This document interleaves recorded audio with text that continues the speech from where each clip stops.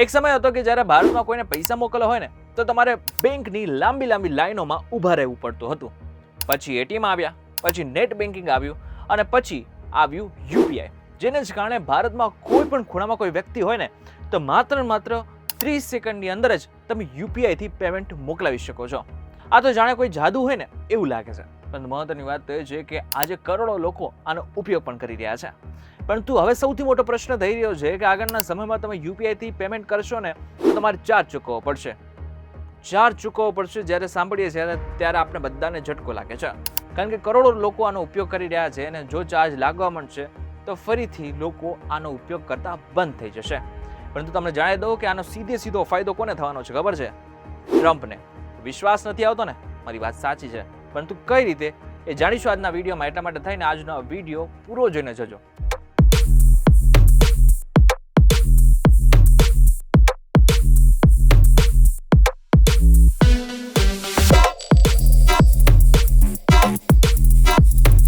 નમસ્કાર, welcome back folks. VTV digital ઉપર તમે જોઈ રહ્યા છો ડેલી ડોઝ. હું છું આપનો દોસ્ત કરણ ચડોતરા.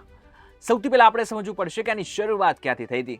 2016થી આની શરૂઆત થયેલી છે, પરંતુ 2016માં જ્યારે ડિજિટલ પેમેન્ટની શરૂઆત થઈ, એટલે કે યુપીઆઈની જ્યારે શરૂઆત થઈ ને ત્યારે લોકો આનો ઉપયોગ કરતા જ નહોતા. પરંતુ પછી ગૂગલ પે, ફોન પે ને પેટીએમ આવ્યા બાદ ઘણા બધા લોકો આનો ઉપયોગ કરતા થયા. પહેલા મેટ્રો સિટીની અંદર અને હવે ગામડાઓની અંદર પણ યુપીઆઈને સ્વીકારવામાં આવે છે. જોકે અત્યાર સુધી યુપીઆઈના પેમેન્ટ ઉપર કોઈ પણ પ્રકારનો ચાર્જ વસૂલવામાં આવતો નહોતો અને આ જ વાત યુપીઆઈને ખાસ બનાવે છે. પરંતુ એક મિનિટ, જો કોઈને ચાર્જ આપવાનો નથી, કોઈની પાસેથી ચાર્જ લેવાનો નથી, તો આખી યુપીઆઈની સિસ્ટમ કામ કઈ રીતે કરે છે? દરેક યુપીઆઈ ટ્રાન્ઝેક્શન પાછળ એક મોટું ડિજિટલ ઇન્ફ્રાસ્ટ્રક્ચર કામ કરે છે. બેંક, સર્વર, ટેકનોલોજી, સિક્યુરિટી અને અન્ય સિસ્ટમનો ખર્ચ થાય છે. હાલમાં આ ખર્ચનો મોટો ભાગ બેંકો અને પેમેન્ટ કંપનીઓ ઉઠાવે છે. પરંતુ જેમ જેમ યુપીઆઈનો ઉપયોગ વધ્યો તેમ તેની પાછળનો ખર્ચ પણ વધ્યો. એટલે હવે ચર્ચા શરૂ થઈ છે કે શું મોટા વેપારીઓ અથવા મોટા ટ્રાન્ઝેક્શન માટે કોઈ પ્રકારની ફી લગાવવી જોઈએ? જોકે આના ઉપર નાણાં મંત્રાલયને સ્પષ્ટતા પણ આપવી પડે.